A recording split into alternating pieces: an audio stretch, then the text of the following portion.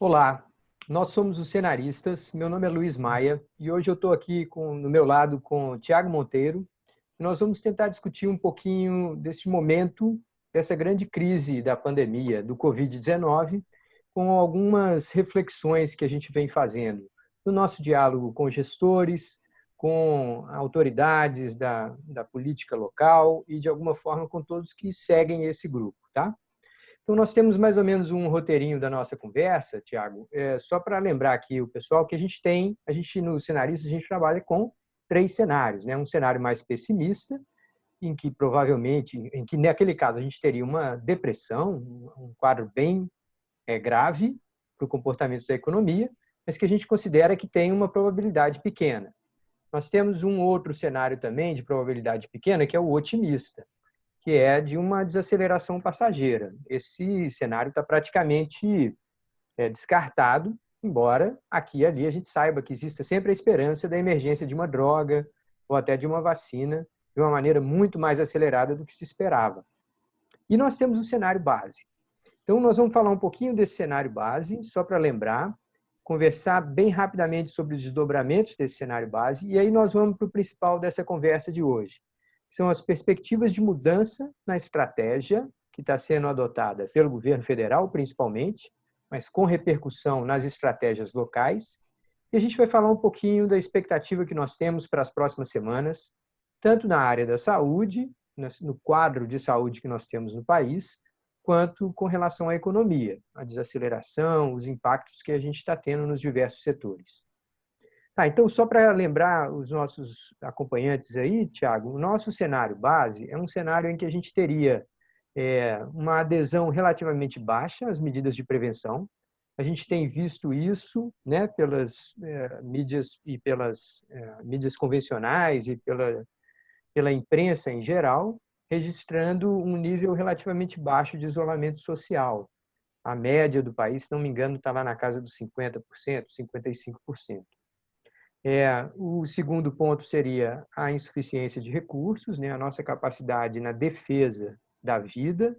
A gente tem um número insuficiente de leitos de UTI, essas limitações já estão batendo aí no teto, né? A gente já tem algumas cidades sinalizando o colapso do sistema hospitalar, e nós temos, de alguma forma, uma capacidade de reação à cura com remédio, com drogas, com novos tratamentos ainda muito incipiente. Aqui e ali saem notícias que dão verdadeiras explosões de esperança, né? Mas muitas vezes são esperanças injustificadas, porque a gente ainda não tem uma terapêutica equilibrada para tratar dessa doença.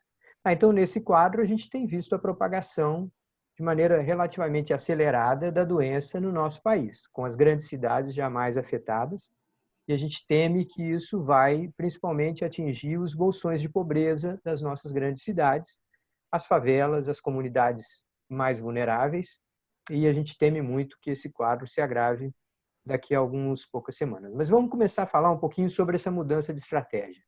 Eu vou passar a bola aqui para o Tiago, do meu lado, para a gente tentar comentar o que está acontecendo nessa mudança de ministro Mandetta para o novo ministro Taishi. O que a gente já sabe, que tipo de sinalização que já foi dada, Tiago? Olha, primeiro, olá para todos, né?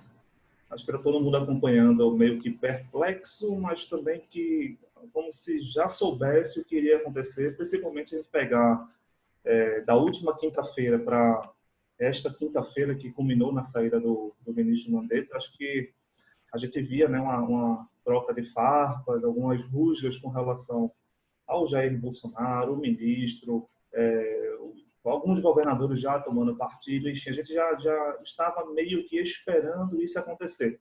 Como o próprio ex-ministro Mandetta falou, não seria uma questão de se ele iria sair, mas de quando. Ele até estava esperando isso.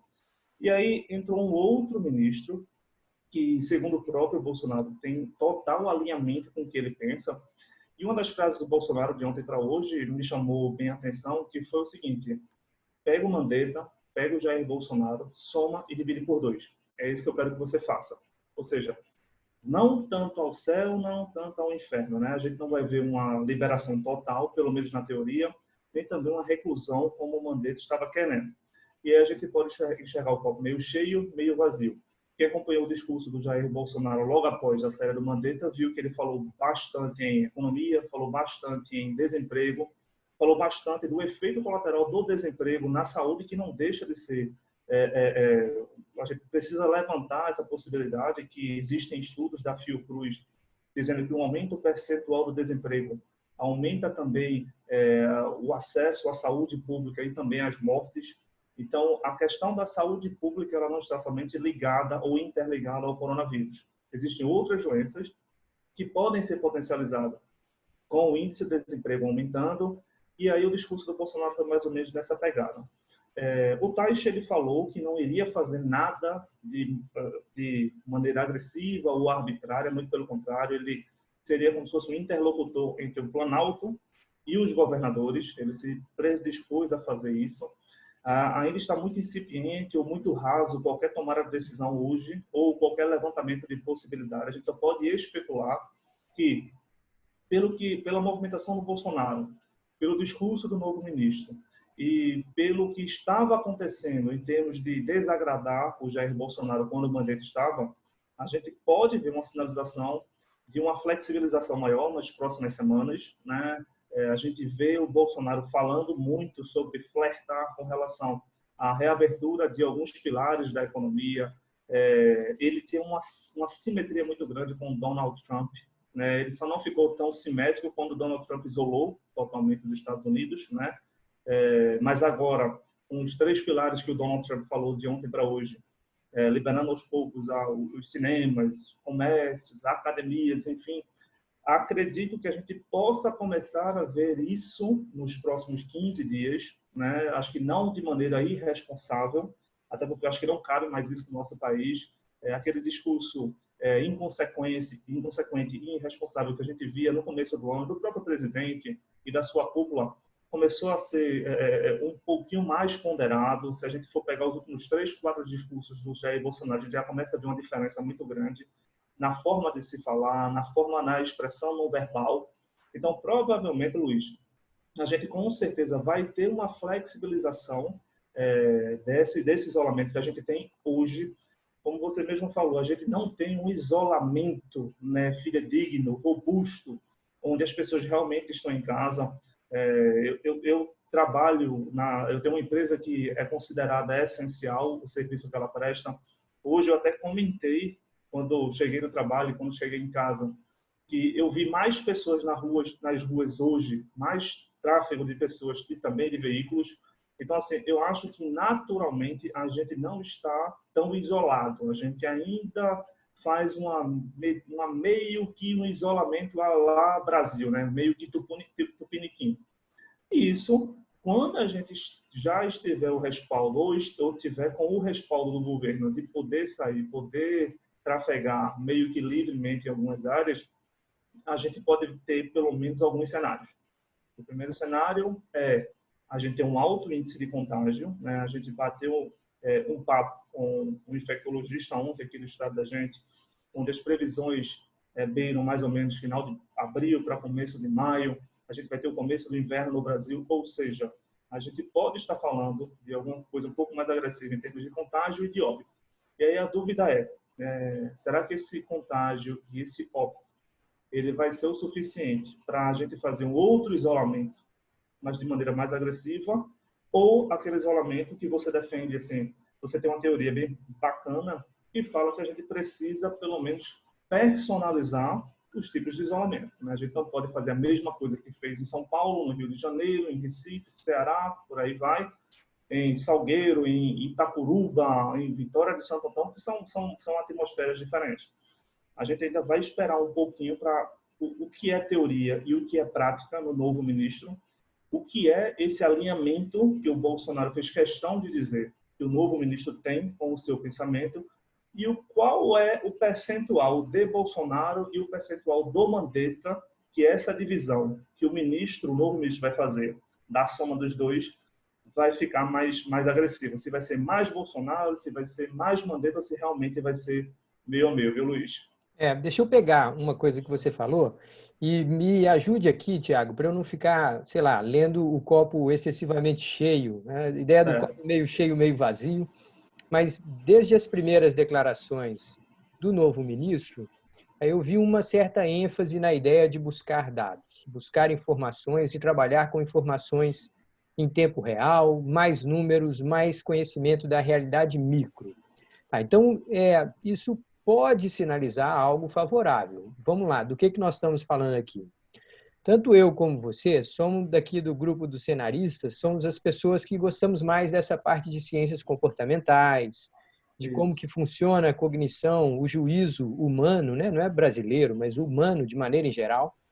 E a gente sabe que existe uma preocupação aí em relação ao tomador de decisão, seja ele um ministro, um presidente ou qualquer autoridade numa posição tão difícil como esses caras estão hoje.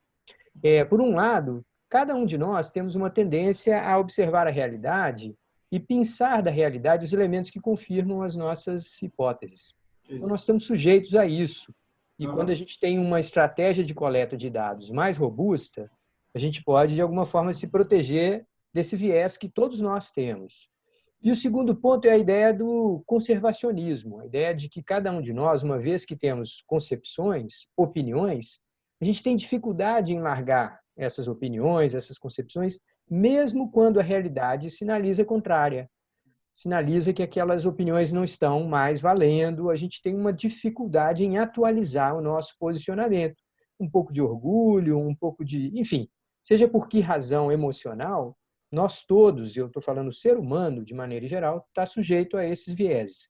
Será que essa pegada mais focada em números, em evidências concretas, será que isso pode trazer uma novidade aí na gestão, digamos assim, menos dogmática da política pública e um pouco mais prática, pragmática, capaz de ser realmente implementar alguma flexibilidade? Ou você acha que eu estou sendo excessivamente otimista? Não, eu acho que o Mandetta, ele bebia de diversas fontes para embasar as tomadas de decisões que ele havia feito. A grande questão do acesso ao dado, ela não diz, infelizmente, de que a gente vai tomar uma decisão correta. Deixa eu explicar.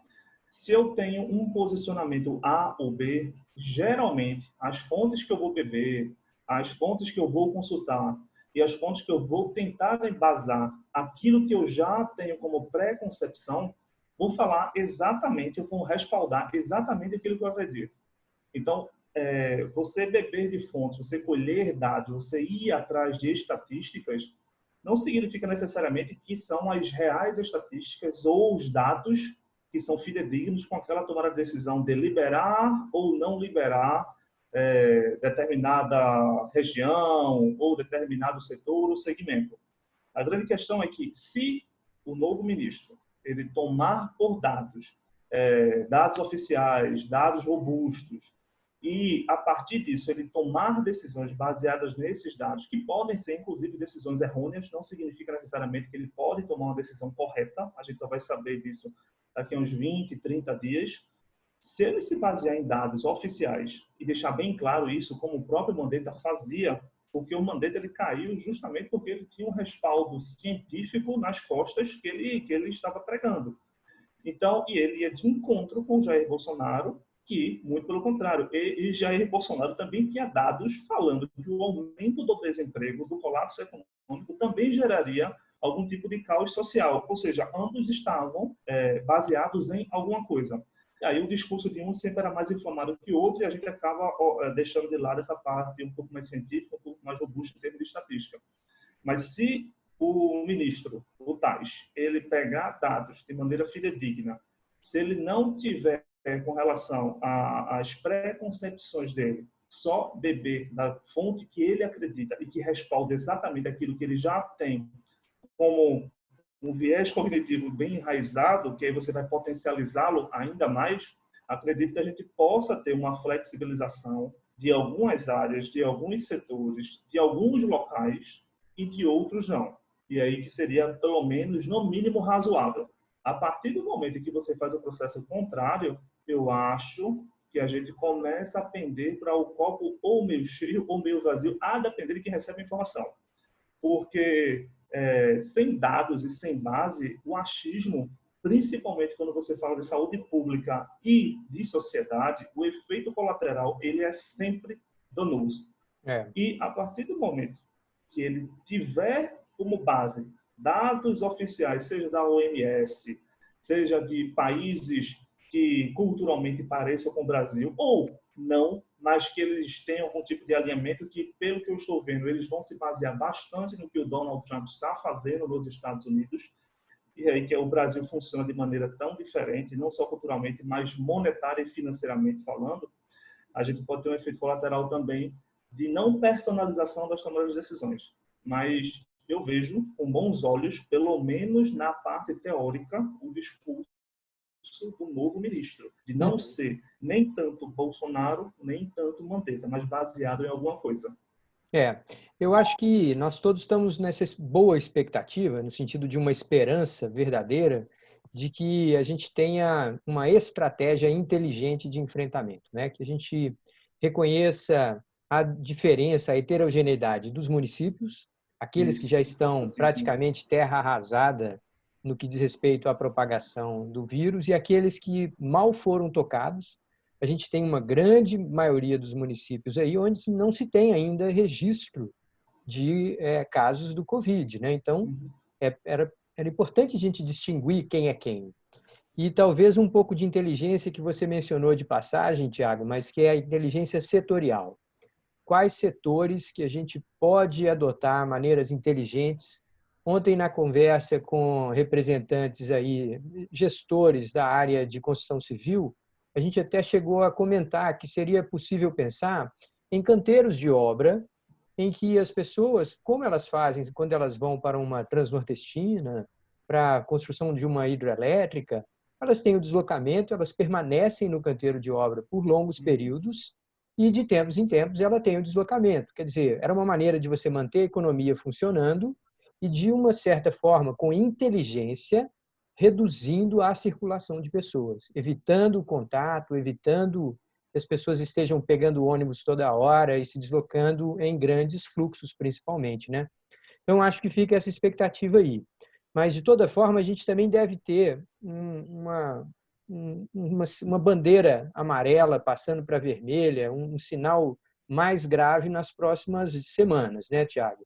A gente sabe que uma parte da população ainda não caiu a ficha, não está praticando medidas de prevenção como deveria, e as notícias daqui para adiante devem ficar muito duras. A gente tem vários sistemas hospitalares chegando próximo ao colapso, então a gente vai ter muita negativa de atendimento, muitas pessoas precisando de tratamento e não vão ter, e aí a gente sabe que, lamentavelmente, o número de mortes tende a crescer. Então, eu acho que isso também vai ter um impacto sobre o comportamento da população. Porque até agora elas não viram tão de perto a gravidade em termos de perdas de vidas humanas que essa doença significa, né? Então, eu acho que nesse sentido também a gente pode ter uma mudança, você não concorda? A população brasileira, de uma forma geral, ela é, acho que o principal professor, digamos, da população brasileira é justamente esses entraves mais agressivos, né? Historicamente, a gente pode puxar pela memória alguns entraves para as pessoas acabarem se comportando de maneira ou homogênea ou heterogênea, né? Então, se a gente for falar de política no Brasil em 2005, ninguém sabia de absolutamente nada. Em 2015, todo mundo sabia o nome dos 11 ministros, todo mundo sabia quem era quem, todo mundo, mesmo que tivesse uma opinião estranha, mas todo mundo sabia o que significava cada sigla, cada partido. Ou seja, em 10 anos a gente cresceu exponencialmente como, pelo menos, pessoas políticas. Não vou entrar no mérito se de maneira correta ou não, mas pelo menos a gente já discute política no Brasil. A questão da saúde pública, talvez a gente deixe de encarar como uma brincadeira, né? De as pessoas simplesmente, isso deve ser alguma besteira, é mais uma gripe, e principalmente quando grandes players de mercados também estavam tratando deste jeito, inclusive o próprio Donald Trump, existe uma entrevista dele em meados de mais ou menos 15 a 16 de março, que ele comparava com a influenza, comparava com a HN1, comparava com a tuberculose, dizia que matava bem menos. Ou seja, ele retardou demais a tomada de decisão do isolamento nos Estados Unidos, e os Estados Unidos estão aí mostrando o número de contágio e de óbitos crescendo exponencialmente.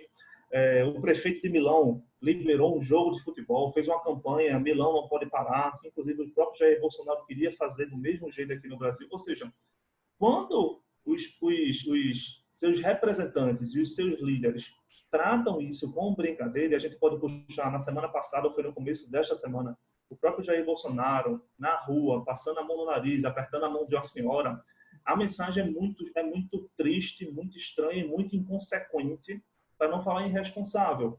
Porque mesmo que você não acredite, mesmo que você faça desdém do processo, os números estão aí comprovando que a gente não está falando de uma gripezinha, como o próprio Donald Trump e o Jair Bolsonaro, eles falaram no começo da pandemia.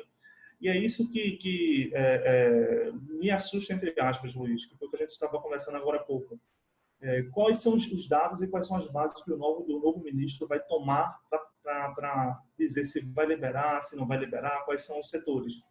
E a população ela realmente precisa aprender de que a gente não está brincando, principalmente a população um pouco mais humilde, que é muito difícil você dizer para uma pessoa que mora num, 20 metros quadrados, com 6 pessoas, 7 pessoas, 8 pessoas, você falar para essas pessoas, fique em casa e a geladeira está vazia. Saiu na semana passada que a Rocinha estava funcionando praticamente do mesmo jeito, com um caso, e nesta semana a gente já tem quase 34, 35 casos na própria Rocinha e o mercado funciona do mesmo jeito. Ou seja, quando o coronavírus entrou de avião no Brasil, o isolamento social ele funcionava porque a gente está falando de uma classe média para alta, que infelizmente são aqueles que têm condições de viajar para a Itália. Se ela tivesse entrado pela rodovia, né, pelo TIC, por exemplo, a gente poderia estar falando de uma coisa muito mais agressiva aqui no estado de Pernambuco, devido ao que está acontecendo no Ceará. Né? A gente já entrou num processo de colapso da saúde pública lá no Ceará, porque demorou-se para tomar decisões, demorou-se para a população também entender que existem coisas que são mais sérias do que outras. O coronavírus é uma delas, a gente está falando de uma das piores consequências do século XXI que a gente vai enfrentar como sociedade, e não só como economia, né, que é a dicotomia que parece que é possível separar saúde de economia, né, quando você coloca um entrave entre o ministro da Saúde e o chefe do executivo. Mas eu acho, assim, Luiz, que em termos de comportamento, a gente está aprendendo como uma criança que precisa colocar o dedo na tomada para aprender que a tomada dá choque.